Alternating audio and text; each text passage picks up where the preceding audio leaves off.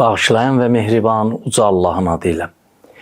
Quranda elmi ayələr mövzusuyla yenə siz əzizlərin xidmətindəyik. Biz keçən verilişimizdə yerin hərəkəti barəsində danışmışdıq və demişdik ki, Quran-ı Kərimin ayələri sübut edir ki, yer hərəkətdədir və onun haqqında kifayət qədər danışmışdıq. Quran-ı Kərimin ayələrindən istifadə olunan nəzər budur ki, yer daima hərəkətdədir.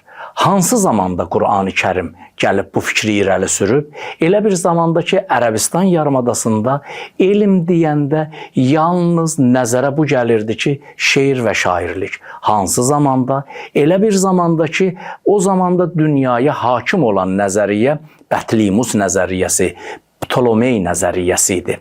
Həmən zamanda Quran-ı Kərim gəlib elə bir elmi nəzəriyyəni ortalığa qoymuşdu ki, yəni elmi nəzəriyyə deyəndə təcrübi elmlərdən söhbət gedir. Quran-ı Kərim gəlib belə bir nəzəriyyəni ortalığa qoymuşdu. Bəli, biz qəbul edirik ki, Quran-ı Kərim haqq və doğru olan nəzəriyyəni təsdiqləyibdir.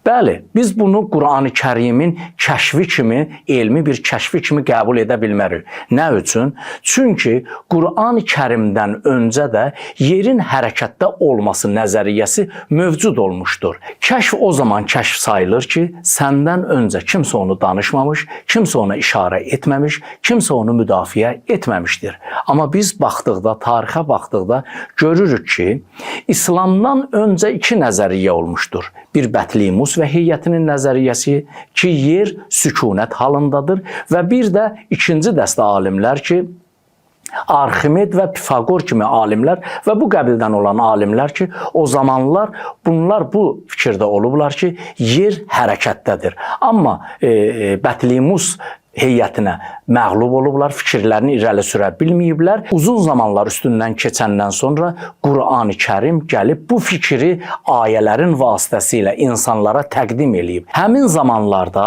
o nəzəriyyələr sübuta yetməsəydi də, heç kəs onu anlamasaydılar da, təqribən 1000 il o nəzəriyyənin üstündən keçdikdən sonra Qaliley kimi və Kopernik kimi alimlər gəlib kəskin şəkildə bu nəzəriyyənin doğru olduğunu sübut etmişlər və Quran-ı Kərimin bu nəzəriyyəni təsdiq etməsi ki, biz iddia edirik ki, bu Quran-ı Kərimdə var, amma Quran-ı Kərimin kəşfi deyil. Çünki Quran-ı Kərimdən öncə olmuşdur. Bu Quran-ı Kərimin əzəmətini azaltmır. Lakin Quran-ı Kərimin əzəmətini daha da çoxaldır ki, çünki Quran-ı Kərim haqq və sadiq nəzəriyyələrin üstündə bərqərardır.